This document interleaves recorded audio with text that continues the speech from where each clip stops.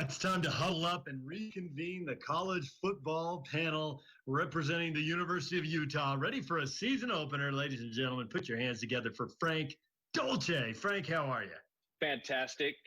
Ready for that season opener, just like everybody else. I know that there have been some games going on, but Riley and Alema are both more excited about this weekend than any other weekend so far in college football. That is partially true. I think Alema's excited. Riley, however, the former Aggie quarterback, joins us. It's not a season opener, but it could be the first win of the year, same as the Utes. That'd be okay, wouldn't it, Riley? You feel a little beat down? I'm okay with that. Let's beat a little Nevada. Let's beat the Battle Borns. And representing the Cougars, the former running back, Alema Harrington. Alema, 7-0. It's all on the line. You a little nervous? Anxious. I wouldn't say nervous.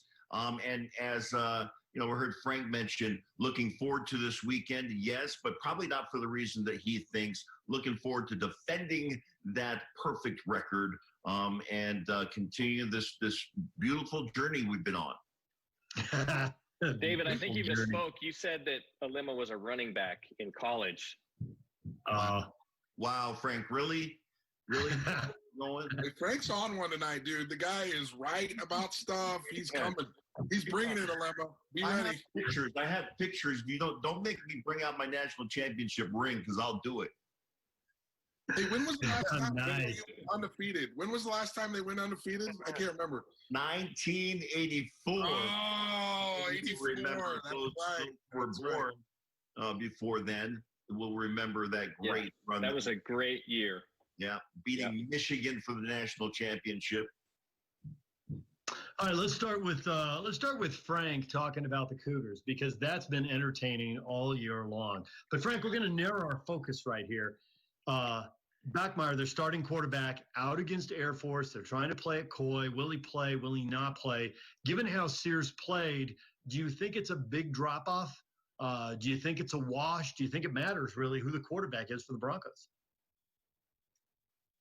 I do think it matters. That position group certainly matters. This early in the season it's funny to say, it's still really early in the season for Boise State. And BYU has, all the 7 games under their belt, 6 games under their belt. So the scenarios are a little bit different. If you were to say to me, switching quarterbacks for BYU, is that significant this weekend? Yeah, I think that's really significant this weekend because of all the time they've had with Zach Wilson, the way he's played.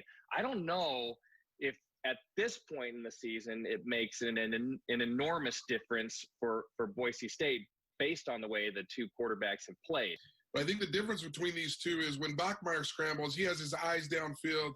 He's looking to take advantage of throwing the ball downfield when he scrambles. And I think Sears is looking to just, turn and run and get as many yards as he can. I think both of them are effective in what they do. I think they're both good quarterbacks. I think they both can throw well. I'm really interested to see this matchup on Friday. I think it's going to be very close. I think these are 2 very, very well-coached teams. And I think the one thing about Boise that has been deceiving over all these years is everybody thinks they're a throwing team, and they actually really like to run the ball first. They're actually a run-the-ball first team, and it'll be interesting to see if Boise can run the ball against BYU's defense. I don't know if this is a strategy or not for Boise State, will be available, won't be available, those kinds of things. I think BYU at this point in this journey again for the Cougars, it has been the entire time about preparing and being ready to play to the best, to their best, regardless of the competition. And we've seen that from the opening game against Navy to even the lesser teams that have been on the schedule to this point. What I love about this game is the fact that it's going to be their first opportunity to really be tested and, to find out whether or not they're up to that challenge. I'm going to say, yes, they are. None of us are surprised by that. I think, to me personally, I think the matchup to watch in this game is, 1, is BYU going to be able to establish the running game, but 2, and probably the most important out of these 2 points that I'm bringing up is, can BYU's receivers dominate the way that they have so far this year, because this Boise State team has some really good DBs, some really good corners, and some really, really good safeties in the man-to-man coverage. They're not afraid to bump you. They're not afraid to get physical with you. And I just haven't seen anybody try and test BYU's receivers. It doesn't mean that they're not up to the task, but I'm watching that very closely early in the game to see what happens between receivers and quarterbacks, or receivers and cornerbacks for Boise State, excuse me. All right, let's move to the Utes and the big news of the day. Kyle Whittingham with a contract extension through 2027. I think this is Kyle's last contract at the U. Anybody disagree with me? Anybody think there's going to be another deal? I think he's right off into the sunset at 2027.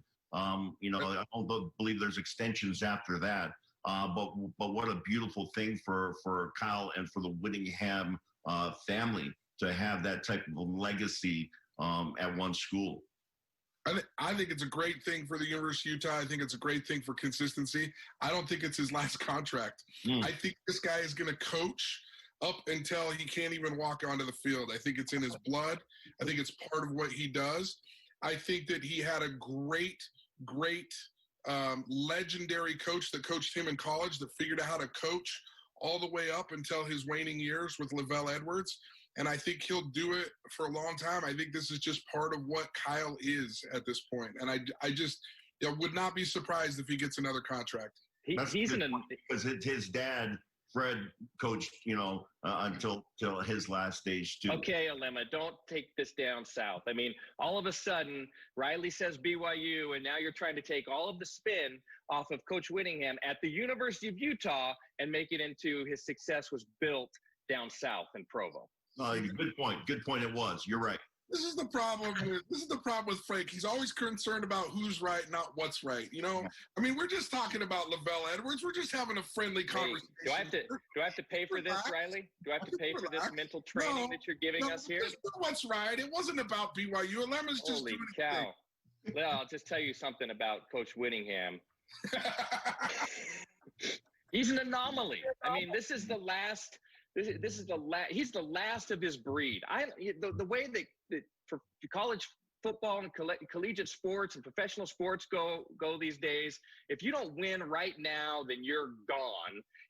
And Coach Whittingham has built this legacy of winning and consistency and a clean, productive program that graduates lots of kids and produces good citizens. So he's an anomaly in college football and collegiate sports right now. And I really appreciate, and I know all of us really appreciate what he's done in this community. He's the common denominator of all the success at the University of Utah. All right, we're down to our final minute right now. Let's get to the picks. Let's start with your Aggies, Riley. They played the two best teams in the league, at least on paper. They've gotten crushed.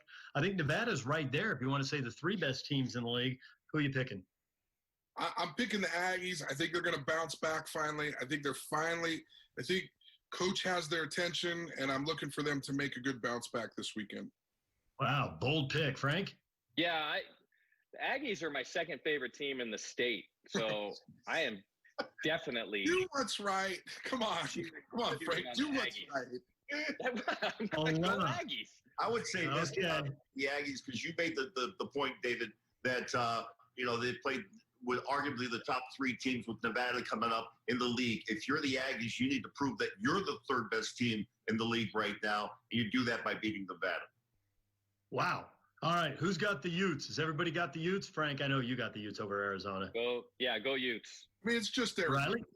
It's just Arizona. Riley? I'm picking the Utes. All right. And the Cougars, who's got the Cougs and who's got the Broncos? Right, Riley? Yeah, I know, Alema. You got BYU. I'm actually going with BYU. I think Zach Wilson has something to prove.